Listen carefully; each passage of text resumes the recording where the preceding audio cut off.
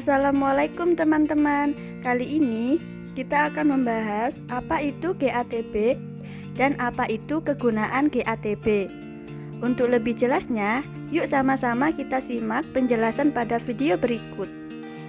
GATB adalah suatu alat tes yang berhubungan dengan jembatan yang berorientasi di bidang perusahaan.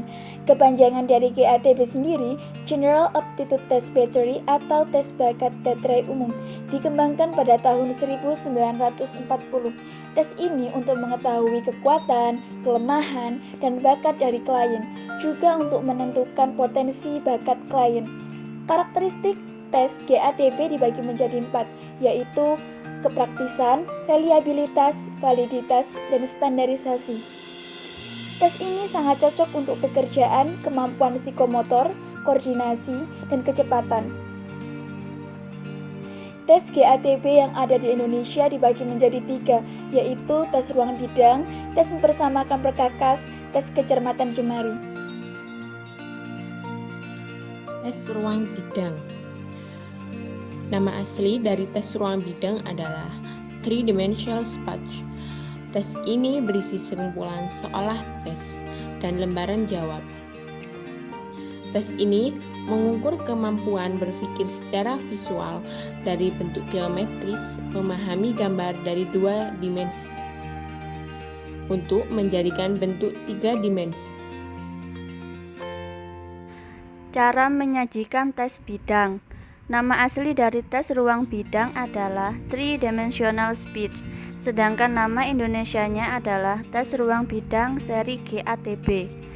Bentuk yang tersedia adalah sekumpulan soal dalam buku tes. Tersedia lembar jawaban untuk mengerjakan. Tes ini mengukur kemampuan berpikir secara visual dari bentuk geometris, memahami gambar dari 2 dimensi untuk menjadi bentuk 3 dimensi. Tes ini dapat disajikan secara individual maupun secara klasikal atau kelompok. Waktu penyajian tes adalah 6 menit. Jumlah soalnya 40 butir. Bisa dilaksanakan individu maupun kelompok. Tujuan tes bidang adalah untuk menangkap dan mengerti prinsip-prinsip, menalar dan membuat keputusan. Ini adalah contoh dari teks ruang bidang dan lembar jawabannya. Tes mempersamakan perkakas atau tool matching. Tes ini merupakan satu subtes dari serangkaian tes GATB. Tes ini mengukur aspek kemampuan atau kecermatan dalam pengamatan. Tes ini berguna untuk mengenal profil bakat seseorang dan mengenal pola bakat kejujuran. Tes yang ada berupa buku setebal 8 halaman dan lembar jawaban. Cara menyajikan tes mempersamakan perkakas. Tes ini memerlukan waktu sebanyak 5 menit untuk mengerjakan soal, dengan jumlah soal sebanyak 49 butir. Tes ini bisa dilaksanakan secara individu maupun secara kelompok. Aspek yang diukur dalam tes ini yaitu aspek kemampuan atau kecermatan dalam pengamatan. Testi diminta untuk mengamati gambar soal dan mencari persamaan gambar di antara gambar lainnya yang bentuknya sama hanya berbeda dalam corak warnanya. Cara pemberian skor terhadap tes ini yaitu berdasarkan pada jawaban yang benar dan diberi nilai 1 untuk jawaban yang benar. Kemudian norma dari hasil skor, tester dapat melakukan konversi atau perubahan ke norma standar.